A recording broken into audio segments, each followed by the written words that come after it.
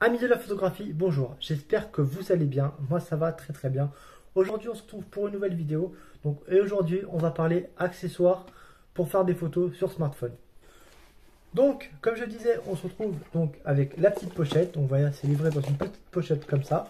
Donc qu'est-ce qu'on va trouver à l'intérieur? Alors on va trouver déjà une sorte de, comment on pourrait appeler ça?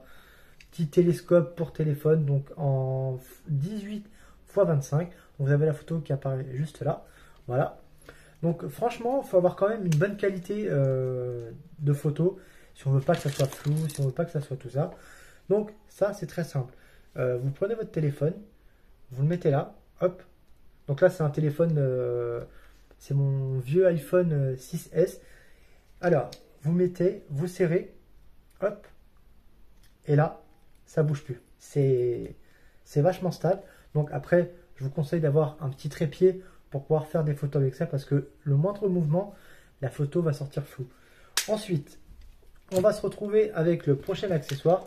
Donc c'est celui-ci, le fish eye, donc l'œil de poisson.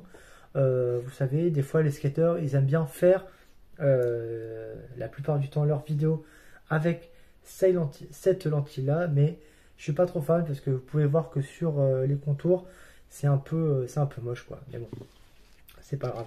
Après, pour le prix que ça coûte, je crois que je l'ai payé 25 euros. Voilà, on peut pas s'attendre à une qualité de ouf quoi.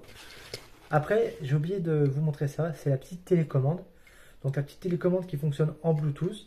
Moi, je l'utilisais surtout pour faire mes photos macro. Parce que c'est livré avec un trépied et un support, donc c'est avec ce que je tiens le téléphone actuellement. Et vu qu'avec la photo macro, ça ne tombera pas plus bas, vu qu'avec la photo macro, on ne peut pas bouger, donc c'est vrai que c'est plutôt pratique pour avoir une télécommande.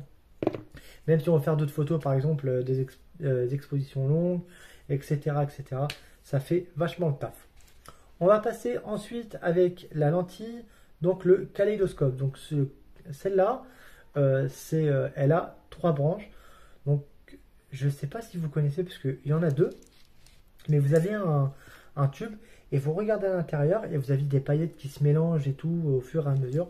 Donc là, vous en avez 2. Vous en avez une à 5 branches et une à 3 branches. Donc je vous mettrai les photos ici, ne vous inquiétez pas, comme d'habitude. Ensuite, on va passer au Star Filter. Donc le Star Filter, ça c'est pour moi, je préfère des photos avec ça, je préfère les faire de nuit. Parce que par exemple, vous avez un lampadaire, vous avez des étoiles, la lune, etc. Ça va apparaître en forme d'étoile. Et c'est très joli à faire comme photo, ça moi j'aime bien personnellement. Ensuite, on va passer au CPL. Donc le CPL, c'est quoi?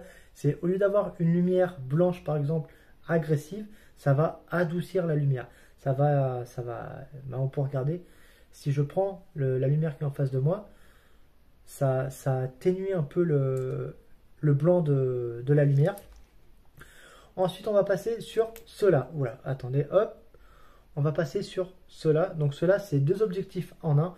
Donc vous avez le grand angle quand vous le mettez avec le macro. Et dès que vous enlevez le soi-disant grand angle, vous avez directement la petite lentille là pour faire du macro.